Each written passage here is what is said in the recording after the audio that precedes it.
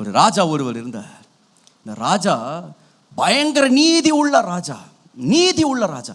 அவருடைய கரத்திலிருந்து தீமை வராது, அவர் பேச்சில் குறை இருக்காது, அவர் எந்த தீர்ப்பை கொடுத்தாலும் அவ்வளவு நீதி இருக்கும். இப்போ ஒரு முறை இந்த ஜனம் எல்லாருக்கும் இந்த ராஜாவை பற்றி தெரியும். அவர் நீதி எப்படி இருக்கும், அவருடைய வார்த்தைகள் எவ்வளவு உண்மையாக இருக்கும், அவருடைய நியாய தீர்ப்பில் எந்த ஒரு பாரபட்சம் இருக்காது, எல்லாருக்கும் சமமாய் நீதி வழங்குகிறவர் என்பது எல்லாருக்குமே தெரியும்.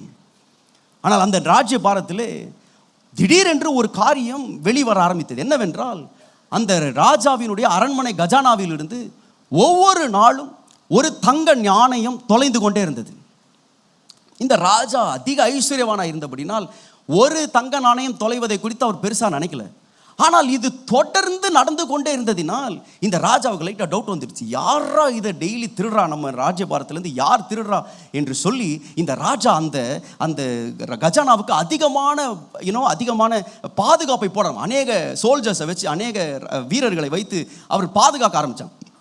யார் இதை திருடுறா? இவ்வளவு பாதுகாப்பை போட்ட பிறகும் ஒரு நாணயம் ஒவ்வொரு நாளும் தொலைந்து கொண்டே இருக்கிறது. இந்த ராஜாவுக்கு இது புரியவில்லை. எப்படி இது, நான் இவ்வளோ பாதுகாப்பு வைத்து இவ்வளோ காரியங்களை செய்தாலும் ஒரு நாணயம் தொலைந்து கொண்டே இருக்கிறதே என்று பயங்கரமான கேள்வி எல்லாரும். கடைசியாக இந்த திருடனை கண்டுபிடித்தார்கள்.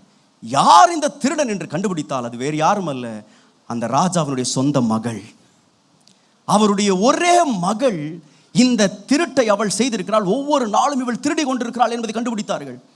உடனே இந்த ராஜா ஏற்கனவே அறிவிப்பு கொடுத்திருக்கிறார். என்ன அறிவிப்பு கொடுத்திருக்கிறார்னா, இந்த திருடன் என்றைக்கு மாட்டுகிறானோ அன்றைக்கு 40 முறை கசையடிகள் அவனுடைய முதுகிலே வழங்கப்பட வேண்டும் என்று ஏற்கனவே சொல்லிவிட்டார். இப்பொழுது எல்லாரும் வெயிட் பண்றாங்க. இந்த ராஜா ஏற்கனவே தீர்ப்பு சொல்லியிருக்கிறாரே, 40 கசையடிகள் கொடுக்க வேண்டும் என்ற தீர்ப்பை அவர் ஏற்கனவே கொடுத்து விட்டாரே. இப்பொழுது அவருடைய சொந்த மகள் இந்த தவறை செய்திருக்கிறார். இப்பொழுது அந்த சொந்த மகளுக்கு 40 கசையடிகள் கொடுக்க போகிறாரா என்று எல்லாருமே வெயிட் பண்றாங்க. இந்த ராஜா மாற்ற போறாரா? இவர் இவ்வளவு நாள் நீதி உள்ளவர் என்று பார்த்தோமே, இப்பொழுது இவர் தன்னுடைய வார்த்தையை மாற்ற போகிறாரா என்று எல்லாரும் வெயிட் பண்றாங்க. அந்த நாள் வந்தது. எல்லா தேசத்தாரும் சுற்றி நிற்கிறாங்க.